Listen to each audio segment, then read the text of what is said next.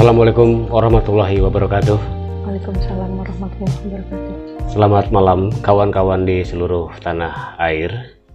Kita berjumpa kembali dengan Ngopi Rabu Malam yang kali ini episode ke-152. Masih dengan sidang revisi yang kali ini. Sidang revisi yang keempat akan membahas cerpen Dongeng Maria karya Uyung Nuha dan Teror Pembisik karya Iis Taulida. Kebetulan malam hari ini Iis Taulida tidak bisa hadir karena sedang dalam masa pemulihan. Mari kawan-kawan di seluruh tanah air, kita simak bersama. Semoga ada manfaat dari perbincangan ini.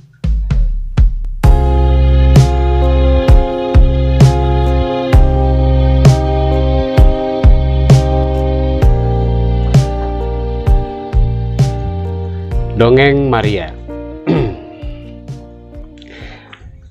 Karena ini sudah memasuki sidang revisi, saya ingin bertanya kepada penulisnya, apa saja yang sudah mengalami perbaikan dibanding dengan pengadilan teks yang telah lalu? Silakan. Baik, terima kasih. Yang pertama, yang sudah mengalami perbaikan dari sisi kaidah kebahasaan, saya tinjau lagi, saya periksa lagi, kemudian saya utak-atik lagi, terus saya cari lagi padanan katanya sampai menemukan kalimat yang saya rasa enak. Kemudian dari masukan-masukan yang diberikan pada pengadilan sebelumnya, meskipun Dongeng Maria ini adalah salah satu cerpen saya yang sudah pernah dipublis, sudah pernah tayang di media massa, tetapi sebagaimana yang dikatakan oleh penyelia bahasa dan penyelaras isi, bahwa tidak ada karya yang selesai. Jadi terus mengalami perbaikan dalam kisah Dongeng Maria ini. Ada dua tokoh, Maria dan Amanda ini. Maria sebagai tokoh yang diceritakan, kemudian Amanda sebagai pendengarnya. Itu ada beberapa hal yang saya perhatikan. Bisa kesini biar lebih interaktif. Oh iya. Tidak memandang teks gitu kan. Ada manusia di sini. Iya, betul-betul. Silakan. Jadi yang pertama itu mengenai logika nasib seorang Amanda yang sedang melamun dan memikirkan bahwa ibunya itu kan meninggal gitu. Yeah. Kalau Ibu Maria itu kan dia tidak tahu gitu kan, dia tidak tahu nasibnya. Kemiripannya di situ. Nah, dikisahkan sebelumnya di sini tuh tidak ada jembatan yang menghubungkan bahwa kejadian ibunya dipasung, kemudian disekap, ya kan, sampai gila sehingga Amanda tidak bisa menolong ibunya, itu terjadi di masa lalu, bukan di hari ini. Hari ini Amandanya sudah dewasa gitu. Itu yang menjadi semacam rasa penyesalan atau bersalah di benak Amanda. Kemudian perpindahan transisi dari kok bisanya dari, misalnya ini kan ada yang mengatakan dari bar atau garden party atau apa gitu, kemudian tiba-tiba udah ada di rumah gitu, dia bercermin dan mendapati bayangan Amanda. Nah, di situ yang saya tekankan lagi, yang saya beri garis bawah gitu, bahwa di situ ada perpindahan Amanda dalam perjalanan pulang gitu. Cuma sedikit saja di bagian akhir itu. Iya. Karena secara garis besar misalnya ini ditanya yang menceritakan siapa gitu. Nah, atau naratornya siapa? Balik lagi ke awal gitu kan. Yang bercerita adalah angin, yang bercerita adalah lamunan atau pikiran Amanda gitu. Dia yang di menjelang akhir itu peristiwa sekarangnya yang diceritakan ini kan dari awal sampai menjelang akhir itu mengenai Maria itu kan isi dari apa yang dipikirkan, apa yang dibayangkan, kemudian apa yang dirasakan oleh Amanda gitu. Okay. Karena pada sidang pengadilan teks juga ini tidak mengalami banyak betul. banyak koreksi. Sudah, kalaupun ada, paling pengolahan rasa bahasa.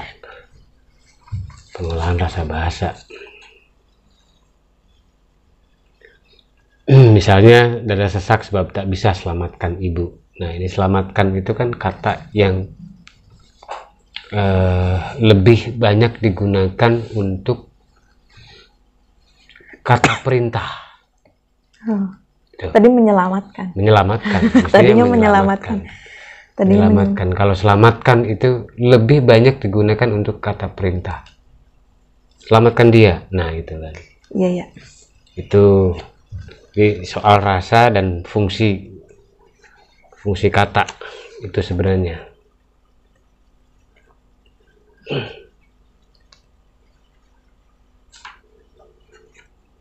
Dongeng Maria. Udah, saya pikir cukup itu.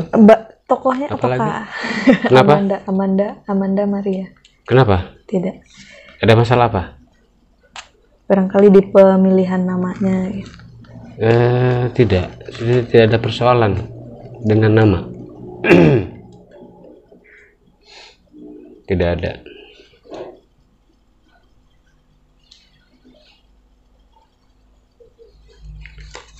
Sudah cukup. Itu ya.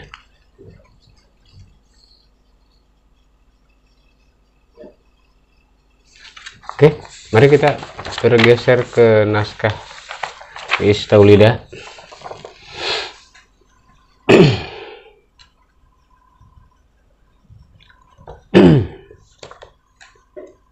Teror pembisik. Kita bisa membicarakan ini meskipun tanpa kehadiran penulisnya. Mulai ya, ini masih satu punya persoalan di tata bahasa ya. Pertama itu, kemudian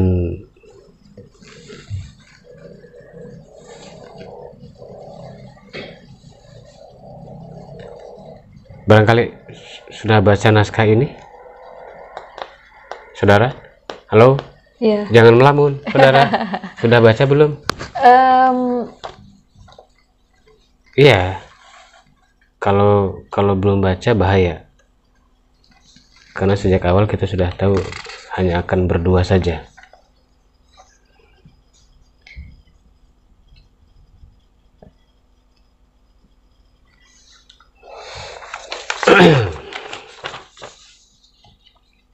Nah, ini tata bahasa sebenarnya. Tata bahasa yang paling mendasar. Masih terjadi banyak kesalahan. Ya inilah problem tanpa kehadiran penulisnya. Bisa di preview caption yang sudah dituliskan tentang ini. Itu soal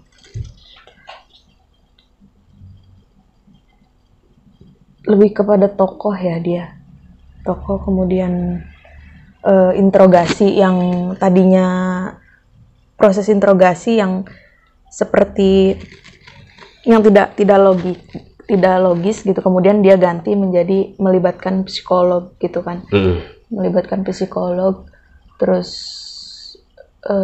karena ini cenderung psikopat gitu, tokoh yang membunuh yang tapi karena bisikan-bisikan itu. Yeah. Lebih kepada konflik konflik batinnya gitu tuh.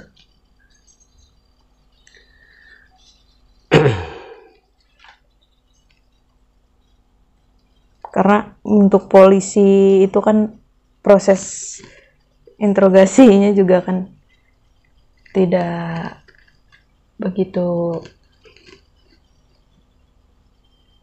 mengetahui.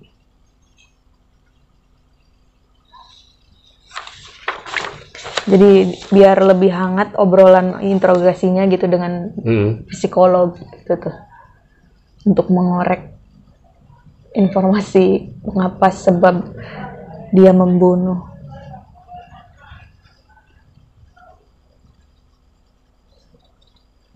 Iya, kalau dibanding dengan naskah ketika pengadilan teks ini mungkin bisa dinilai lebih baik ya. Ada perubahan-perubahan karena di ending ini sudah berbeda dengan melibatkan psikolog tadi.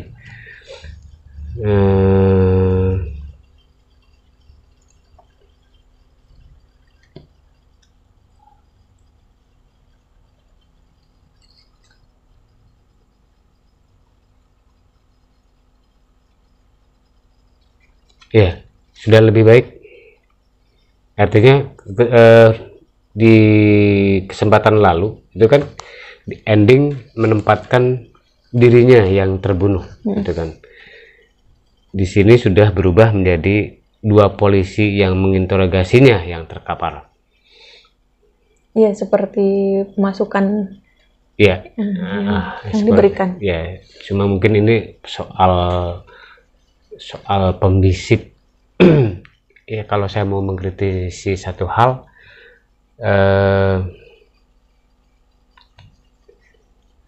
ketika melibatkan psikolog, saya pikir perlu ada semacam analisis ya, yang kemudian meskipun misalnya tidak disampaikan kepada klien, itu diketahui oleh pembaca. Jadi psikolog itu tugasnya bukan sekadar memberi kabar besok mau disidang atau apa, tapi lebih kepada bagaimana psikolog menganalisis persoalan ini, si tokoh ini, kemudian mengabarkannya kepada pembaca, gitu kan. Ini yang tidak terjadi. Sementara sebenarnya ini sangat dibutuhkan. Paling tidak ada kemungkinan yang bisa dijadikan bahan untuk menerka-nerka, gitulah. Siapa sosok pembisik itu, kemudian latar belakangnya seperti apa, riwayatnya, gitu. Sampai kemudian si tokoh aku ini selalu dibayang-bayangi sampai melakukan tindak pembunuhan. Itu artinya kalau mau dibikin ekstrem misalnya, gitu loh, si pembisik itu berasal dari roh ibunya, gitu, maka harus ada pertentangan yang sangat keras antara si ibunya ketika masih hidup dengan bapaknya itu loh. Kecuali si tokoh pembisik ini adalah sosok lain di luar ibunya, gitu loh. Cuma kan di awal ibunya itu menjadi diposisikan sebagai tertuduh, gitu loh. Pembisik itu siapa? Barangkali di arwah dari ibuku, gitu kan. Seseorang yang mengalami peristiwa semacam itu, paling tidak dia ya disebabkan oleh satu, misalnya dia belajar ilmu tertentu tetapi tidak kuat, atau dia salah penempuhan, salah proses lelakon, gitu kan, sehingga yang bukan ilmu yang dia kuasai, tetapi energi negatif yang menguasai dirinya, yang menguasai dia. Itu gitu kan. Maka sebenarnya perlu juga gitu. Jadi ada semacam gambaran atau lintasan atau kesempatan terjadinya pertemuan antara si aku dengan pembisik. Itu perlu agar bisa menjelaskan sebenarnya sosok ini siapa, dia punya dendam apa, karena tidak serta merta gitu loh, tidak serta merta dia tiba-tiba menjadi pembisik untuk melakukan kejahatan gitu. Dia harus berawal dari dendam terlebih dahulu, misalnya dendam terhadap siapa kan, dendam terhadap orang-orang yang jorok, orang-orang yang sompral lah, bukan jorok ya, orang yang sompral itu kan misalnya. Atau memang dia sudah sejak awalnya memiliki gen jahat. Ini juga perlu diberikan sedikit saja gambaran gitu. Agar tuduhan di awal bahwa pembisik itu adalah arwah ibunya gitu kan, itu tidak benar-benar ada gitu lah. Bukan,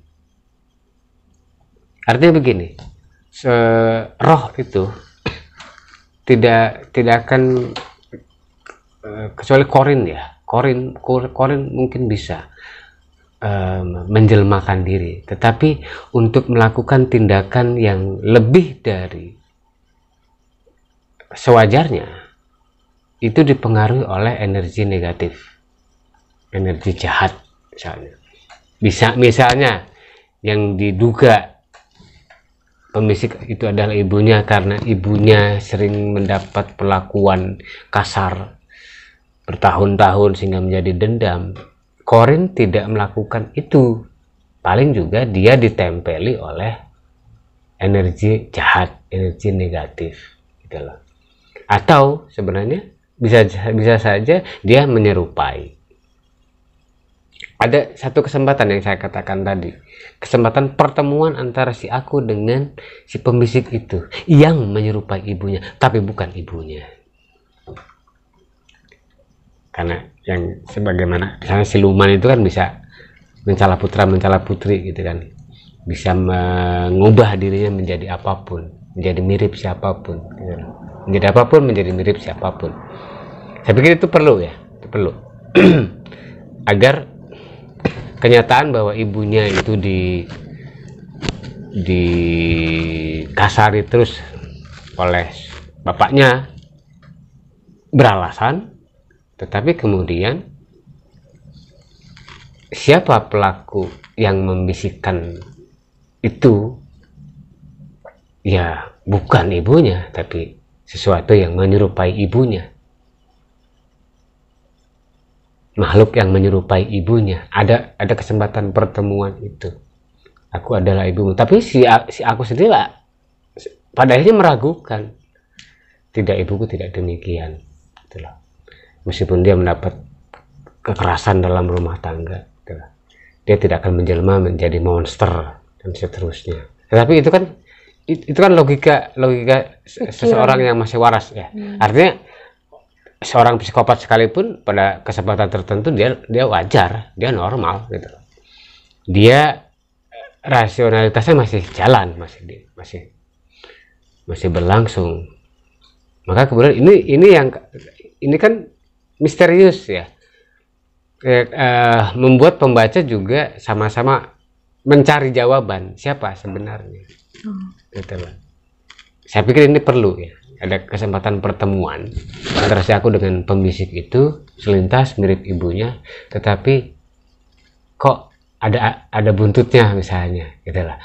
Karena Korin saya merinding ini, makhluk itu bisa menyerupai, tetapi ada ciri-ciri tertentu yang tidak bisa persis sama. Saya jadi teringat pernah nonton sebuah film gitu, ketika malam hari itu sebuah keluarga ketika anaknya sudah tumbuh dewasa itu tiba-tiba sang ayah masuk gitu bertindak aneh gitu sampai anaknya ketakutan dengan muka yang flat betul, flat, kemudian cuma menatap sudah pergi. Nah setelah itu bapak yang asli datang. Ya itu bisa menyerupai ya. Kalau itu ya artinya kalau yang wadak jelas saja bisa terlihat gitu. Apalagi misalnya selintas mirip ibunya tapi bukan. Gitu loh. Ada, saya pikir ini akan jauh lebih menarik ketimbang merahasiakan siapa si pembisik itu. Nah ini penulis harusnya itu menjajaki atau melakukan observasi lebih jauh gitu, terhadap dunia semacam ini. Dunia semacam ini harus dipahami agar tidak dikoreksi oleh orang yang paham. Oh ini salah ini, gitu, dikritisi ya. Ini salah, mestinya nggak begitu. Ada kemungkinan begini. Jadi karena pembaca itu paling suka dimainkan logika, perasaan, dan rasa penasarannya. Logikanya harus tetap bisa dipahami, harus bisa dirasionalisasi. Seperti ibunya, tetapi bukan ibunya. Untuk lebih menguatkan lagi, misalnya sampai 3 kali ketemu, tapi tetap ada ciri yang membedakan, itu bahwa itu bukan ibunya. Ya, saya juga tertarik tadi pada poin dendam itu yang memicu ini, apakah kalau arwah itu bukan seperti misalnya arwah penasaran gitu kan, dendam. Sebenarnya kan dia ditempeli, bukan dirinya sendiri, yang melakukan itu. Dia terbaca oleh roh jahat atau dia terbaca oleh makhluk jahat gitu kan, maka menyerupailah dia. Kan ada alasan gitu. Wah, selama hidupnya diketahui bahwa ini mendapatkan perlakuan yang kasar, tidak baik gitu kan? Maka dimanfaatkan agar misalnya naluri haus darahnya itu juga terpenuhi. Gitu. Jadi penulis harus memposisikan si pembisik itu sebagai makhluk yang haus darah. Tetapi mengetahui sejarah ibunya seperti itu, dia ambil penyerupaannya gitu loh, untuk menggolkan, untuk melancarkan naluri haus darahnya itu. Bisa kayak gitu. Mungkin itu ya. Kita tidak bisa terlalu banyak ini karena eksplorasi penulisnya tidak bisa dihadirkan gitu. Termasuk misalnya teror pembisik gitu kan. Kata teror itu sendiri hari ini sudah menjadi sangat biasa gitu kan. Pembisik yang menampakkan diri, nah itu juga bisa jadi alternatif judul lainnya gitu loh, misalnya. Karena yang disebut pembisik itu gimana, teror itu tidak mesti dituliskan, tapi peristiwanya yang sama dengan sedih, menangis, dan iya, saya sedih, senang. Sedih itu bukan harus dikatakan, tapi ditunjukkan, dikerjakan. Itu yang sulit. Teror itu yang harus dikerjakan. Tetapi ya untuk sebuah judul saya pikir bisa mencari alternatif yang lain. Misalnya pembisik yang menampakkan diri. Pembisik banyak alternatif judul saya pikir yang bisa dieksplorasi oleh penulisnya. Ya sebenarnya kalau mau mengubah judul dari secara keseluruhan cerita aja bisa dicari, bisa ditemukan gitulah, bisa ditemukan.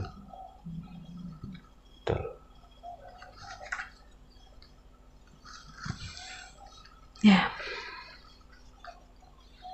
Gitu. Saya pikir cukup ya. Cukup. Oke, baik kalau gitu kita tutup saja.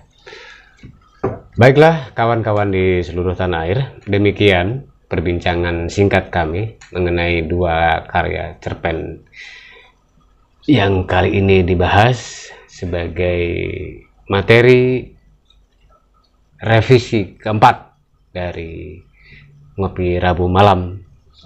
Mohon maaf jika banyak kesalahan. Terima kasih.